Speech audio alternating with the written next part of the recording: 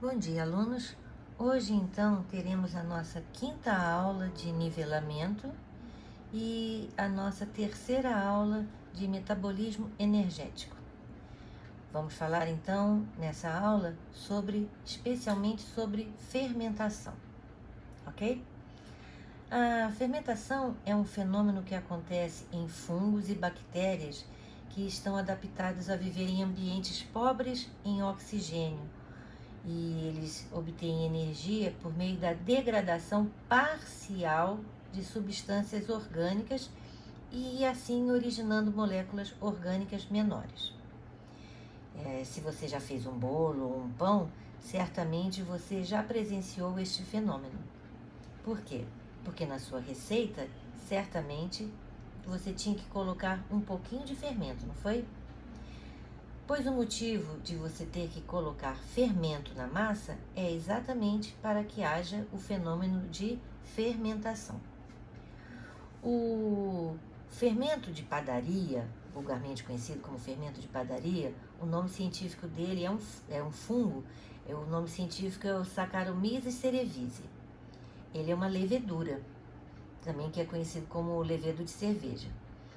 Ele usa do fenômeno da fermentação para obter energia quando o gás oxigênio é escasso no ambiente. Aí, nesse processo, o levedo produz álcool etílico, o etanol, e gás carbônico como subprodutos. Já no exemplo dos lactobacilos, que são aquelas bactérias que fermentam o leite, elas utilizam a lactose, que é a proteína do leite, para liberar energia e também produzem como subproduto, neste caso, o ácido lático. Agora vamos falar de uma coisa prática. Você lembra daquele dia em que você malhou exageradamente algum músculo do seu corpo? Lembra que você sentiu uma dor aguda? Pois também está acontecendo fermentação lática. Aonde? Nas células musculares. E por que isso acontece? Acontece devido à demanda de energia que foi muito grande e não havia oxigênio suficiente para fazer respiração celular. Então, neste caso, a dor é causada exatamente pelo ácido lático que se acumula nas células musculares. Tá? Então, quando o músculo, a célula muscular, não consegue fazer respiração celular, porque não tem oxigênio suficiente para acontecer esse fenômeno, porque você está exigindo demais das suas células musculares, a célula começa a fazer fermentação. E aí produz ácido lático. E é um ácido, então causa dor. E como é que essa dor vai passar? Quando você fizer uma leve massagem, para que essa substância se dissipe por outras células, e aí o efeito do ácido lático vai diminuir aos poucos. E também porque o ácido lático é transportado pela circulação sanguínea até o seu fígado, onde ele é convertido novamente em piruvato e glicose. O fenômeno da fermentação geralmente começa com uma molécula de glicose formada por 6 carbonos e ao fim de 10 reações intermediárias, a glicose vai originar 2 moléculas de carbono, que é o ácido pirúvico. A esse fenômeno damos o nome de glicólise, que significa quebra da glicose. Uma característica da molécula de glicose é que ela é bastante estável, apesar de ser muito energética. Por isso, as reações iniciais da glicólise têm por função ativar a glicose, levando-a a reagir. E como é que ocorre essa ativação? Ocorre pela transferência de 2 grupos fosfato de alta energia para a molécula de glicose, que são os fosfatos provenientes de 2 ATPs. Isso é, a célula precisa investir, vamos dizer assim, o equivalente a 2 ATPs por molécula de glicose para que a glicólise possa acontecer. Esse investimento é o primeiro passo, certo?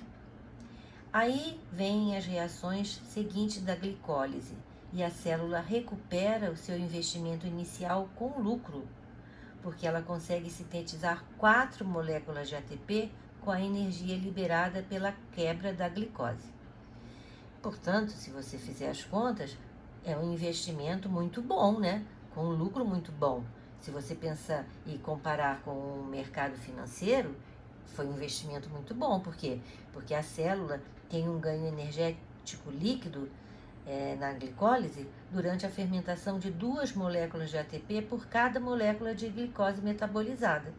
Fazendo a comparação, seria você investir R$ 1 e ganhar 2. Um ótimo investimento, né? Agora vamos falar sobre os tipos de fermentação, tá? O que vai determinar o tipo de fermentação é o tipo de organismo fermentador. Dependendo do tipo de fermentados, o ácido pirúvico segue diferentes caminhos. Por exemplo, na fermentação alcoólica, que, por exemplo, as leveduras fazem, como eu falei, o ácido pirúvico se transforma em gás carbônico e ácido etílico. Mas já na fermentação lática, que os lactobacilos fazem, o ácido pirúvico se transforma em ácido lático.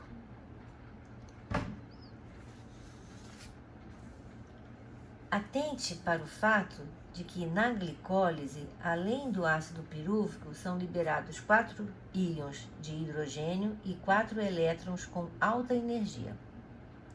E esses 2 produtos são capturados por um aceptor de hidrogênio que participa da fermentação, o NAD+. O NAD+, é um aceptor de elétrons com a função de receber elétrons e íons de hidrogênio, transferindo-os depois para moléculas que serão sintetizadas. Em uma outra etapa, numa próxima etapa da glicólise, 2 moléculas de NAD+, recebem elétrons e íons H+, transformando-se em NADH. E aí, no final da fermentação, os elétrons e os íons de hidrogênio capturados pelo NAD+, são transferidos para o ácido pirúvico e, como eu falei, na fermentação alcoólica se transforma em ácido etílico e gás carbônico e na fermentação lática em ácido lático. Então, vamos fazer agora uma comparação entre os 2 tipos de fermentação, tá? Então, repetindo, na fermentação lática, que ocorre em bactérias, protozoários, fungos e também nas nossas células musculares, durante intensa atividade física, no caso, intensa atividade física de vocês, não a minha, mas tem outro tipo, que é a fermentação alcoólica, que é encontrada em bactérias e leveduras, Então, na fermentação lática, ela é usada para a fabricação de iogurtes e conservas.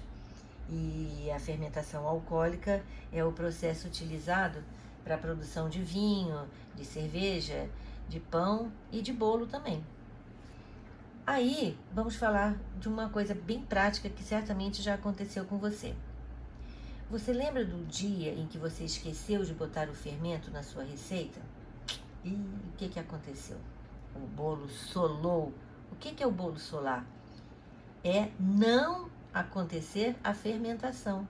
Então, o que não aconteceu? Não aconteceu a fermentação. E a massa não ficou fofinha, porque não houve a produção de gás carbônico. No caso, quando há fermentação na massa, bolo que você está preparando, o gás carbônico ele fica armazenado em cavidades dentro da massa. E aí, quando não houve a fermentação, não houve a produção de gás carbônico, a massa ficou solada, ela fica socada, fica parecendo uma sola de sapato, por isso tem esse nome, E também, um exemplo, quando há a produção de álcool pela cana-de-açúcar, Então, agora, na fermentação alcoólica, o piruvato é reduzido a lactato, pela ação da enzima lactodesidrogenase, que vai utilizar íons de hidrogênio provenientes da oxidação do NADH2, formado na glicólise.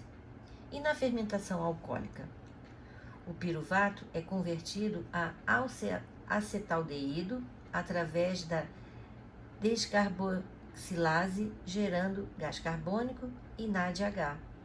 E reoxidando o NADH através do álcool, da álcool desidrogenase e do acetaldeído em álcool etílico. Para a gente terminar essa comparação, vemos que na fermentação lática não há oxigênio e então o aceptor final de hidrogênio é o próprio piruvato. E na fermentação alcoólica, que também não há oxigênio, porém o aceptor final de hidrogênio é o acetaldeído. Então vamos comparar esses dois fenômenos que nós acabamos de ver, fermentação, que eu vou chamar de caso 1, e respiração aeróbica, que eu vou chamar de caso 2, só para simplificar, tá? Para eu não precisar ficar repetindo e tal. Então, primeiramente, nós vamos ver que em 1 não há presença de oxigênio, porém a quantidade de ATP produzida no final será menor do que em 2. Então, a quantidade de ATP produzida na fermentação é bem menor do que na respiração aeróbica. Em 2, isso é, na respiração aeróbica, precisa da presença de oxigênio para ser realizada, mas a produção de ATP é bem maior. Na fermentação, usa-se uma molécula inorgânica diferente do oxigênio, tais como sulfato, como aceptor de elétrons. Ambas, nos dois casos, começam da mesma forma, isto é, com a glicólise. Porém, na fermentação, o piruvato produzido na glicólise não continua através da oxidação e o ciclo cítrico e a cadeia transportadora de elétrons não acontece. Quando a gente compara os dois fenômenos, uma outra diferença é a eficiência. Enquanto na respiração aeróbica nós temos a produção de 38 moléculas de ATP a partir da degradação de uma molécula de glicose, a fermentação só produz 2 moléculas de ATP para o mesmo investimento. Então, muito melhor fazer respiração aeróbica, lógico, né? Eu esqueci de falar que na respiração os transportadores de oxigênio são produzidos por nossas células a partir de vitaminas do complexo B. As vitaminas do complexo B são obtidas pela nossa alimentação e a gente precisa de pequenas quantidades diárias para abastecer nossas células, né? Então, temos como fontes de vitamina do complexo B os cereais integrais, a soja, a castanha, o fígado, não gosto, a carne de frango, o abacate e também os vegetais que são verdes escuros, tipo couve, espinafre.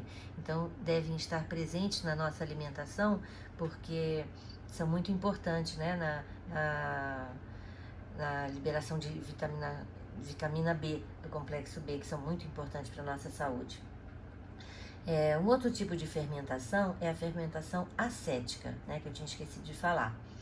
Essa fermentação acética ocorre uma reação química que consiste na oxidação parcial do ácido etílico com a produção de ácido acético. E esse fenômeno é utilizado na produção de vinagre, tá? E também ocorre na deteriorização de bebidas de baixo teor alcoólico e de certos alimentos. E a fermentação, esse tipo de fermentação é realizada por determinadas bactérias, tá bom? Que estragam a nossa alimentação. Quando comparada com a respiração celular, a fermentação também é mais lenta do que a respiração aeróbica, tá? Então tá bom. Para a gente terminar a aula, vamos agora a algumas dicas para você não errar na sua receita de bolo. Primeiro, se você coloca muito fermento, o bolo pode afundar, pois ele crescerá de dentro para fora. E a força criada pelo fermento é maior do que a massa pode suportar. Por quê? Porque não há estrutura suficiente para suportar essa reação. Segunda dica. Também, quando você coloca mais fermento do que o necessário, podem surgir bolhas, porque se forma muito gás carbônico, então o bolo vai ficar com bolhas, não vai ficar bonito. Terceira dica. A massa pode até transbordar e explodir dentro do forno se você botar muito fermento. E aí vai ser uma sujeira enorme dentro do forno que você vai ter que limpar. A quarta dica: também pode acontecer rachaduras. Por quê? Porque o bolo vai crescer somente no centro, ou então ele vai ficar com um calombo, tipo uma barriga, né? Além de causar uma barriga se você comer muito, né? Vai ficar barrigudo. Quinta dica: um outro tipo de fermento é o fermento biológico, que é utilizado para fazer pão. Mas se você gosta de fazer pão, também você pode usar uva passa, ao invés de fermento biológico. Ou também pode usar bicarbonato de sódio. Ele também é utilizado para o desenvolvimento de bolos, tá? Para a confecção de bolos. Outra dica: nunca use farinha que já tenha fermento. Por quê? Se a farinha já contiver fermento, você está colocando fermento em dobro. Então, não utilize farinha que já tem fermento. Sétima dica: e quando você esquece de colocar o fermento? Como eu falei, o bolo vai ficar solado. Por quê? Porque a massa fica grudada, não fica fofinha. E agora uma curiosidade. Acredita-se que o bolo surgiu no Egito Antigo, na forma de pães doces. E aquelas velhinhas que a gente sopra no aniversário, acredita-se que surgiu na Grécia Antiga, durante as festas de Ártemis, que é a deusa da lua. Essa festa é celebrada no dia 6 de cada mês no calendário egípcio, tá? E, para terminar, você pode estar curioso com o fato que eu falei no início da aula, que na fermentação do seu bolo forma-se também álcool. E ninguém fica embriagado quando come bolo demais, não é? Por quê? Porque quando você assa o bolo, tanto as leveduras como o álcool são eliminados. Gostaram da dica? Pois é, podem então estudar bastante essa aula e no intervalo preparar um bolo bem gostoso para sua família, ok? Até a próxima!